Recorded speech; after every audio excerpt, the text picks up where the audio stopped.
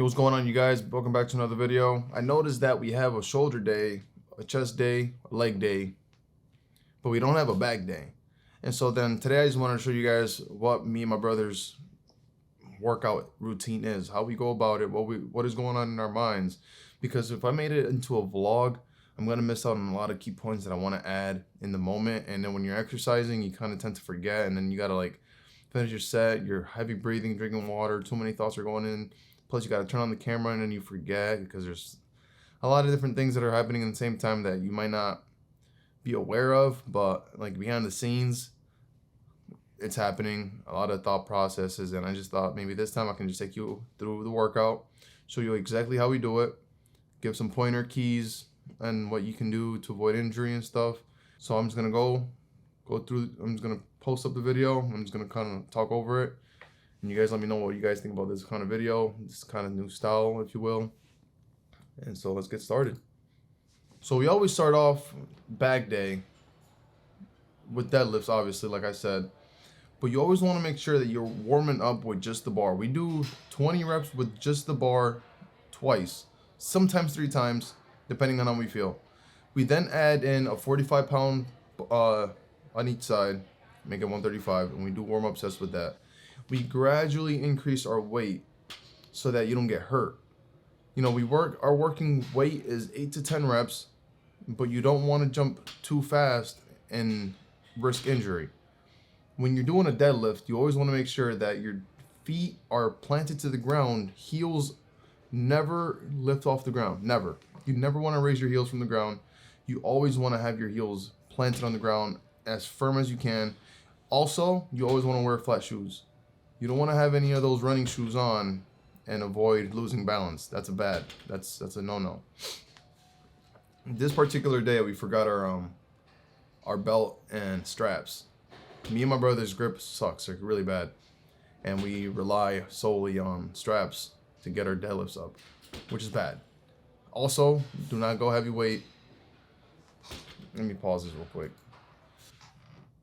If you can't. Okay, so when you're doing a deadlift, you always want to make sure that your form is perfect, right? As you get higher with weights, your form will slowly give up. It's impossible to lift up heavy weights, especially for high amount of reps, with perfect form always. It's almost impossible. You're gonna round your back eventually. So what I recommend doing is, if you can get a good 80% of your max, like 1 rep max, start using a belt within the 80% mark, because just to avoid injury. Who cares if people talk smack about you, judge you, criticize you? They're always going to do that no matter what. So might as well just take the safer route. Use a belt, use straps if you have to.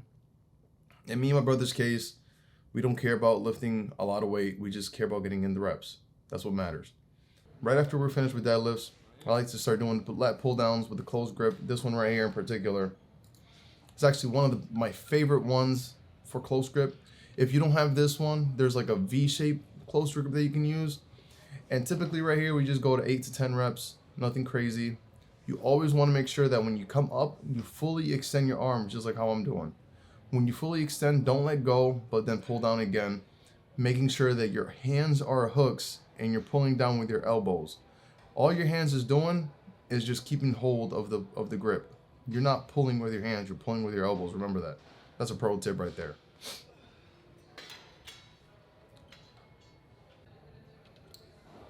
All right, so then obviously we jump over straight into the what do you call it? Wide grip.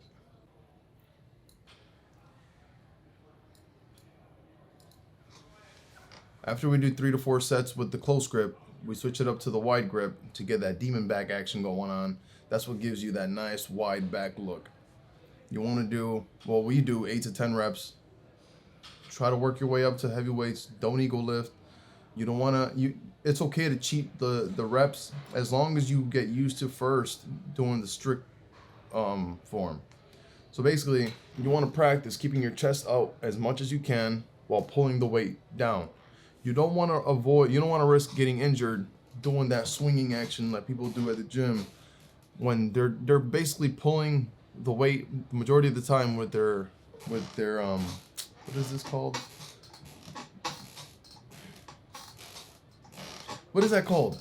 Oh my God, what is that called?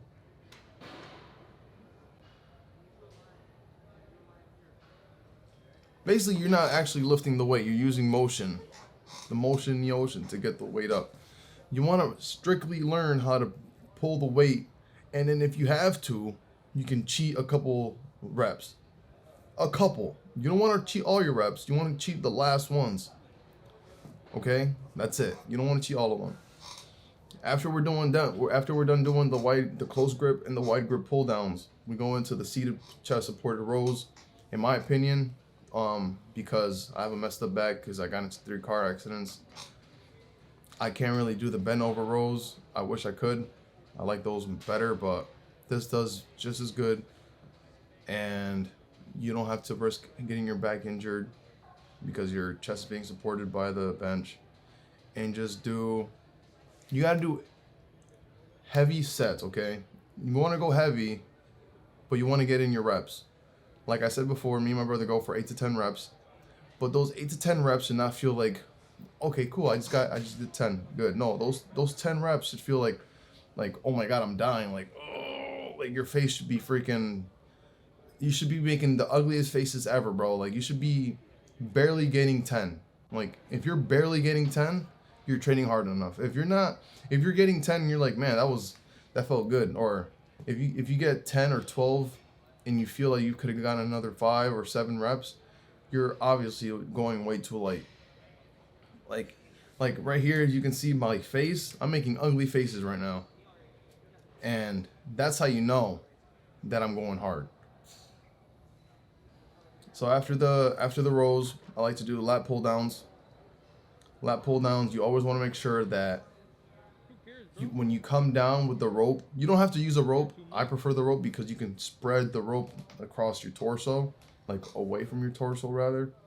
And that gives you a better range of motion than using that straight bar that you can just pull down. My opinion. You may feel it better with the bar. You may feel it better with the rope. Just do what feels better for you. I like to get typically 15 to 20 reps on this, but it has to be burning 15 to 20 reps. Like I should be feeling it all in my lats. After that, me and my brother like to superset using the we like to superset with trap, just raises. Trap raises. We go max reps on this. Look at my brother's face. He's looking ridiculously ugly, making the craziest faces. That's how you should be doing. That's how you should be looking when you're training. And no matter what people think of you, those people that are around you may think, who cares? Let them hate. They're gonna talk. Who cares? Oh, look at this guy. He's lifting so heavy. Look at his face or whatever. Who cares? You're making gains, bruh. Who cares? What are you doing, kid? Just make the gains. Forget what anybody has to say. Over time, people are gonna start hating on you more and more and more. Just make your gains, bro. It's that simple. Focus on your diet more than anything. Obviously, the training part is easy. It's easy to train hard. It's not hard. You may think you're overtraining. You're more than likely under-training. But who am I to judge you? I mean, who am I to say? I'm not a personal trainer. I'm not a nobody. I'm just a guy on YouTube with like 10 subscribers, trying to help you guys out. But just train hard, guys. You got to be consistent with everything. You know what I'm saying? Me and my brother didn't get to this point where we're at right now overnight. It's almost going to be 2 years now, and if it wasn't for the consistency that we've been putting in, then we would not be seeing the results that we're seeing now. Obviously, you got to start somewhere. It doesn't matter where you start. Just start.